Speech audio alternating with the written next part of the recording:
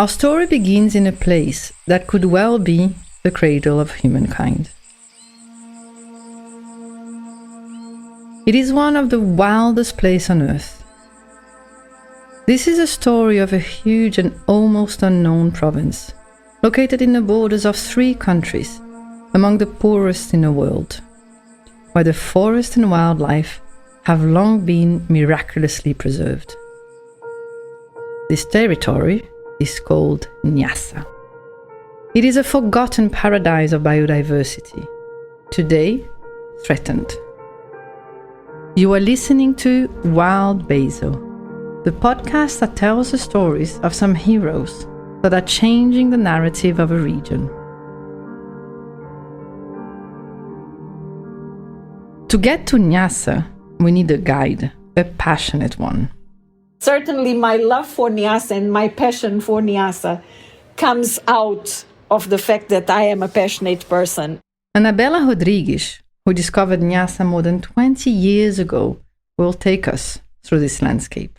I went to Niassa the first time in 2000.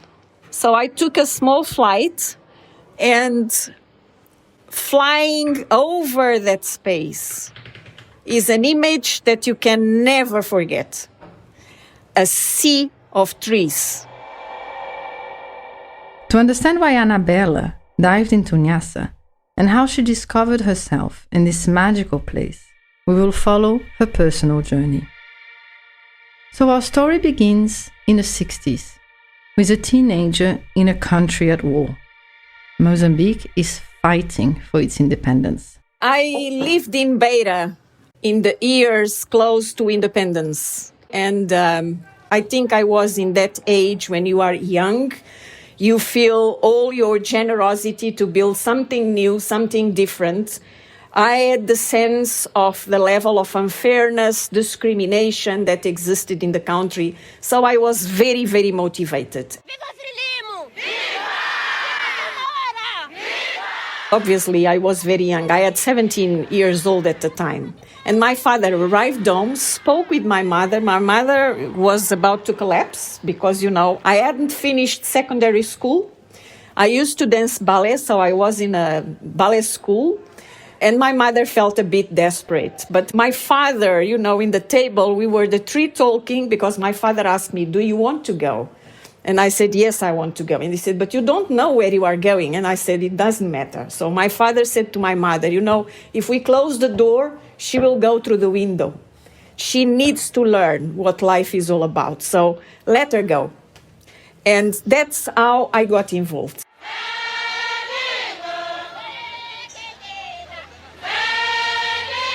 I think that with 17 years old, you are certainly a romantic, You idealize a lot about what you can do and how quickly you can transform a society. Even the leaders, because they were very young when they became ministers. We thought that we would change the country in 10 years. But I would not describe myself as totally unaware of what was expecting me. And what was expecting Anabela was a life completely different from anything she had known. It was another world from the white Portuguese community in which she was raised, a far cry from her beloved ballet lessons. What was waiting Anabela was a series of encounters that changed her life and brave choices that framed her destiny. So I went to Tanzania, and it was in Tanzania that I had the opportunity to meet Samora. Samora Machel was a president and political leader of the liberation movement Frelimo, which was fighting for independence from the oppressive Portuguese colonial regime, and the future first president of Mozambique. Well, as I said, I was very young, very elegant, very thin. And I'm describing this detail because I think that this was the very first shock for Samora Machel. I remember that when I met Samora, I was with a cotton red T-shirt, my belly, out of the T-shirt, yellow trousers, Beatles style, and some socks, high socks, very green, very strong green. I think that if someone that was already part of the movement would enter Samora Machel's room, dressed like that, would be disciplined. But he looked at me from top down and he didn't make any comment, but he laughed. And he said, "This girl is crazy. She does not know where she is." But I was this kind of person, very motivated, very active, very ready to do anything, very passionate about learning, about reading. And I think that this kind of helped me to be so motivated as I was. And I think it was not only me, it was in fact a generation. I would say that the Frelimo we have today does not realize how capable they were at the time to mobilize an entire generation of youngsters to be so generous and to give up on so much of their personal life to get engaged in the construction of the country. And in that process, the booklets that Samora Machel, the speeches that were written, signed by Samora Machel, and the reading of those booklets, that was one about women's emancipation, there was another one about the role of education, and there was a huge movement to provide alphabetization to people, so the fighting against illiteracy. And I got involved in these voluntary activities. Finding Frelimo was not simple. The place was hidden, and it took 3 days to get to one of the camps up north, in the borders with Tanzania. She made it, and eventually joined the army and its famous Destacamento Feminino, the Women's Detachment. My participation in the army brought me other aspects of my awareness about the country and my learning about the country, okay? I think that my participation in the army was the very first time that I confronted the very low education level of women in Mozambique and all the beliefs that were involved in the traditional education of women in Mozambique.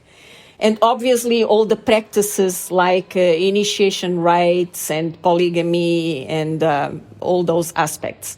It was in the involvement with the women from the country, and we had two very important groups, major groups in the camp. One was from the south and one was from Zambezia province. There were women from all over the country, but these two groups were the majority. And one of the things that I went through that I was not aware, because obviously I didn't have this kind of interrelation when I was in secondary school, was tribalism. We had events like someone stole some stuff from another colleague, and the person was discovered, the young lady was discovered, and all the other ladies that were from the same region where she was born would stand by her no matter what. It was not the value of stealing or not stealing that was important. The value that was important was our loyalty to the fact that we belong to a certain region. Here, among the warriors of the female detachment, fighting for the independence of Mozambique, Anabela understands the importance of local realities. She took in this knowledge with her throughout her career.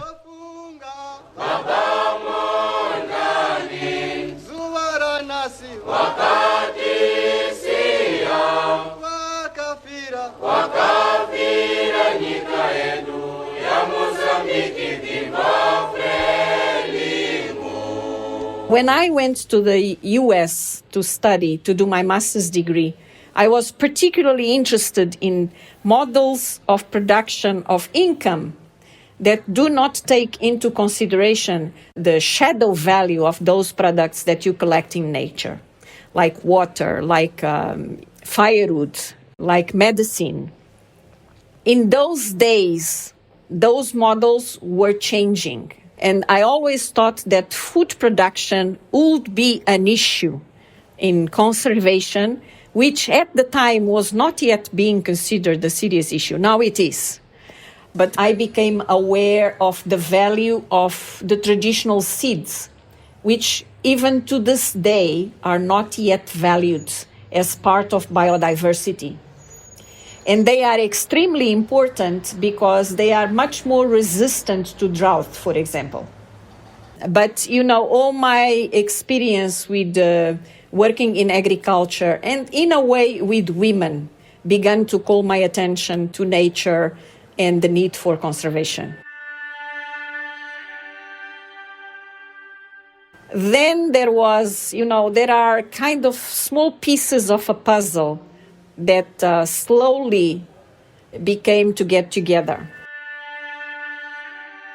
And finally, I got two possibilities. One was to sell copra, and another one was to take care of Niassa Reserve. And I didn't think twice. I said, I'm going to Niassa Reserve.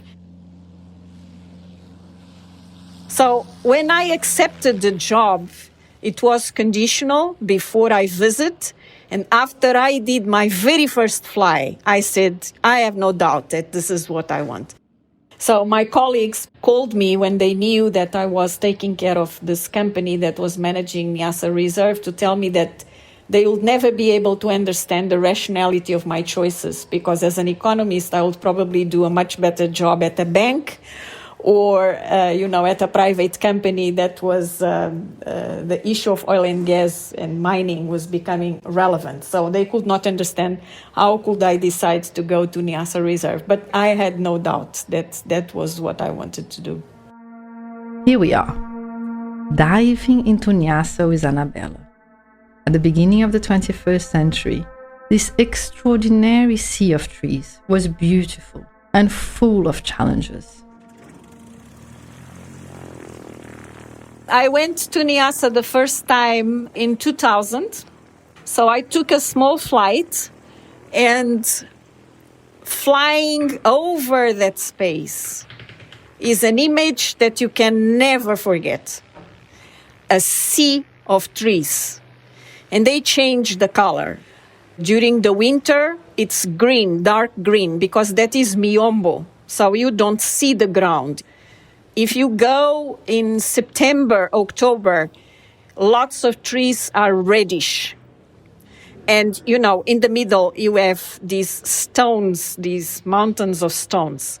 So it's an image that keeps in your mind. It looks, there is no hand to it. It's a sea. When we began running Niassa, it was still very far from urban areas, very isolated. It would take us almost 8 hours to do 180 kilometers.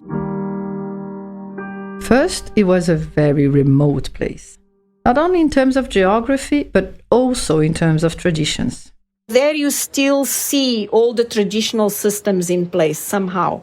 Men, for example, are responsible for all the fishing.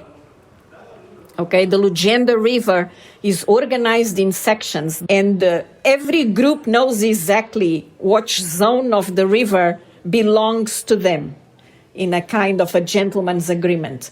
And they are responsible for fishing in that area during the fishing season, while the women are more responsible for getting food production at home. During colonial times, the province was not part of Mozambique. It was owned by a company of British and French capital based in London. At the turn of the century in 1904, the Niassa company founded Porto Amélia and placed in it its new headquarters. Today this is the city of Pemba. After the First World War, Portugal was becoming a large cotton producer, and it used its colony lands and people for it. So when the Niassa concession finished in 1929, Portugal didn't renew the concession. Niassa became part of Mozambique and a large area of forced cotton production. There was no experience of conservation among the minds of the people living there. If you go to Gorongosa, you will find people that, local people that know that that was a conservation area long ago during Portuguese days. If you go to the Great Limpopo, all those were hunting areas. But people know. Niassa, that was not the case. So one of the most difficult challenges that we had as soon as we began was there was no management systems. So we had to create the management systems. And it was the very first experience of its type in terms of management model. We created a company that was a public-private partnership. The government gave a concession of the management rights to this entity. So we had full authority. We were substituting the government in managing this conservation area. But there was nothing there. Niassa, even during colonial days, was never directly managed by a management team. During the Portuguese days, the people that were responsible for Niassa were very far from the core area of the conservation area. In fact, they were living outside the borders of what was the reserve at the time. Because of the geography and history, there was no idea of what conservation meant, or what even was a national park. Anabela arrived, recently graduated, to manage an area as large as Switzerland, inhabited by people who had never heard of such concepts. Our very first management plan was, in fact, the biggest achievement of that management plan was to establish a management authority, a management system, a very basic one. When Anabela arrived, she had 3 guys to work with her, each one unsure of what their work entailed, and on their feet, basically, just flip-flops. Through her work, the Niassa Reserve became one of the largest employers of the province. When I left Niassa, I had around 120 employees. Most of them were scouts. But for most of the scouts, that was the very first job with a salary, very first formal job. So it's extremely difficult to manage people who never had an experience of job discipline. It was very common that they would work 3 months to get money to buy something that they would need, or, to attend to some need of the family in terms of construction or whatever. And then they would disappear and they would come back 3 or 4 months later with this entitlement that the job was still there waiting for them, and it was our obligation to re-employ them. So the very first debate we had was, are we going to bring scouts from areas where there is more experience, or are we going to use local people? And I said, we are going to use local people, no matter what. We need to begin from scratch and reach a point where the people from this area own the conservation area as their conservation area. That's how, in the middle of nowhere, Anabela designed an innovative conservation management model, using her skills and knowledge drawn from her studies in economy, her travels across the world, and her personal perspective of the social and gender inequalities. She designed a model for the sustainability of the Niassa Reserve. We established tourism in Niassa. Yes, it was hunting tourism. This is a very controversial issue, but we had 0 revenues when I began in Niassa. When I left Niassa, we had close to $1 million of revenues per year. And this was far from what it could be reached. So we had no tourism at all, and we ended up having more than 10 companies running various concessions, some for hunting and a couple of them for scenic tourism. While she was putting Niassa on the map for its incredible nature treasures, a new bridge was built on the river. And with it, new commercial incentives appeared. When I arrived, the level of poaching was not very high, exactly because the zone was still extremely isolated and of difficult access. then we began to get signs of poaching. As soon as we began to do patrols, and some of the signs were big snare lines. We would find sometimes long meters, almost 1 kilometer or more of snare lines established in the forest with traps. And then as our system grew in terms of capacity, then obviously we began to discover ivory tusks hidden in the ground, in the sand, waiting for an opportunity for poachers to come back and to carry them either to Tanzania or other places. I knew what was going to happen next. Okay, we have poaching. What kind of firearms are we going to buy? And everybody wanted us to buy sophisticated firearms, Kalashnikovs, because they are efficient. But I do not believe that you can address poaching with a militarized management. It's impossible. When you have people living inside the conservation area you manage, is absolutely impossible. That, again, will only create enemies. And we ended up buying arms from the First or Second World War, very basic arms. There were complaints all over the place, but I insisted that this is what we are going to do. The human-wildlife conflict, it's a reality, but in some cases it does not have the dimension that politically is given to it. And sometimes even by the communities, because obviously the communities know to be opportunists, okay? They are always trying to defend their interests, and they see how the political game is played, and they try to take advantage of it. So, in 2008, 9, 10, 11, you almost could not speak about poaching, because talking about poaching was seen as accusing people of being poachers, as being anti-people, because people always lived there. People always took care of those resources. It's in a very romanticized way. That's the way politicians explore the situation. So you needed to take care of human-wildlife conflict. And human-wildlife conflict was extremely politicized to the point that they began to distribute firearms to the districts for them to be able to address human-wildlife conflict. What happened is that human-wildlife conflict was not properly addressed because suddenly the district authorities had a firearm that could be used by the local authorities, including the police, to go into hunting and not addressing the conflict.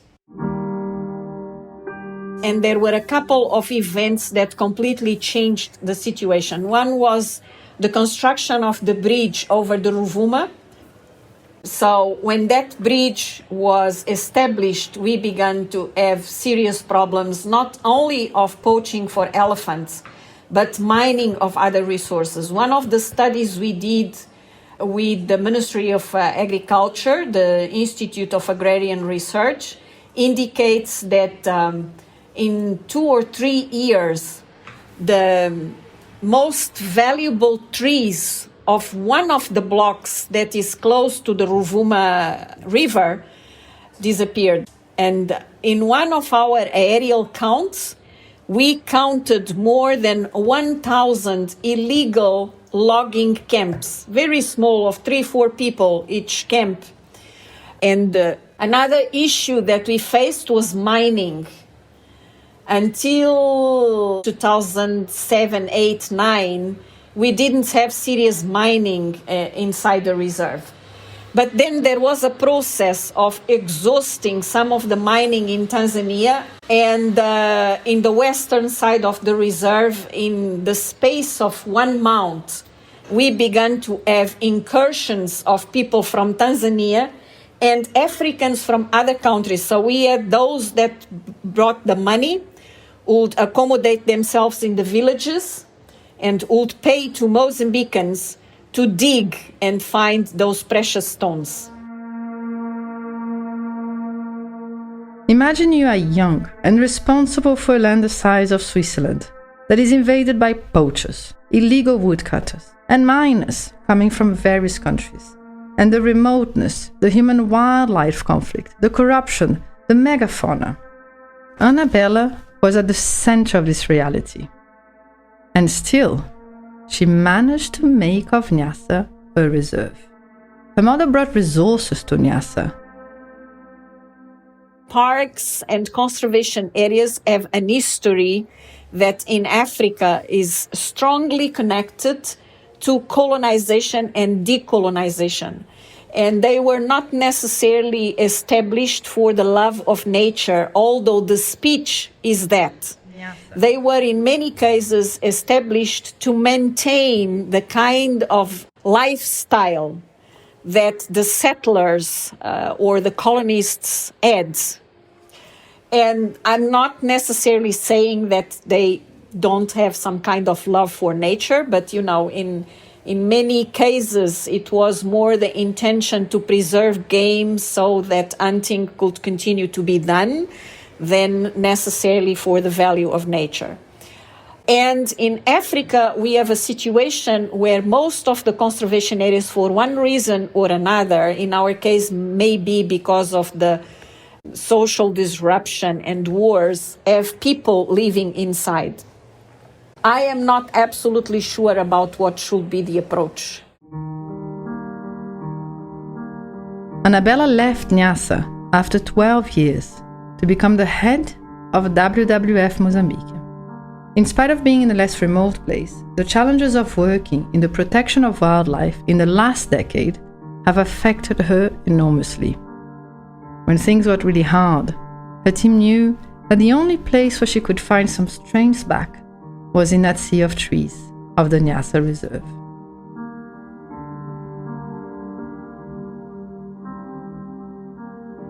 Well, I'm very proud of the fact that we did put Niassa in the map. That's the first thing. That we produced the very first studies and various first publications about carnivores, forest and vegetation, hydrology, birds, eptofauna that were done in Niassa. The other thing is we established a very basic, still very inefficient to the size of Niassa and to the needs of Niassa, but we established a management team that was composed entirely by Mozambicans.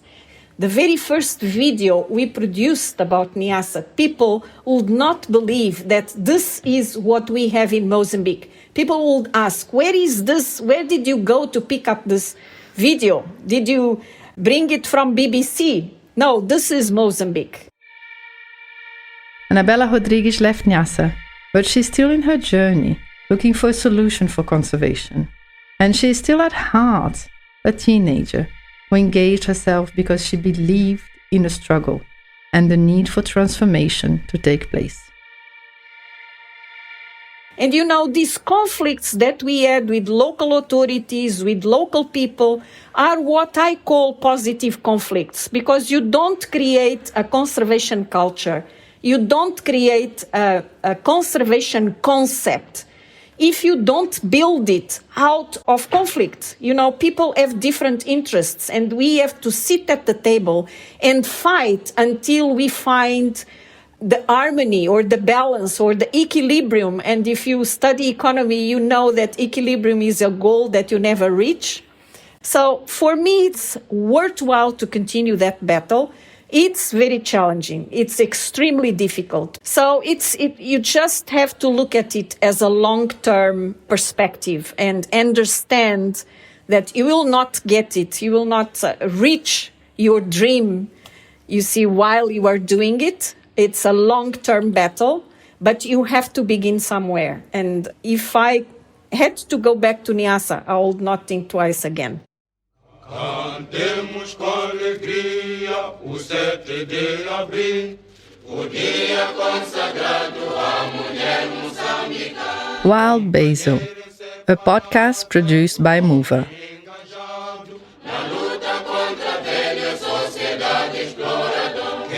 Written by Luiz Guimarães Scherer Navarro and Martin Kennen. Music by Carson Mucavelli. Historical Advisor, Stephanie Erdang. Scientific Advisor, Ghislain Rib. Recording, Carson Studio Maputo. Directed by Martin Canan. Funded by AFD.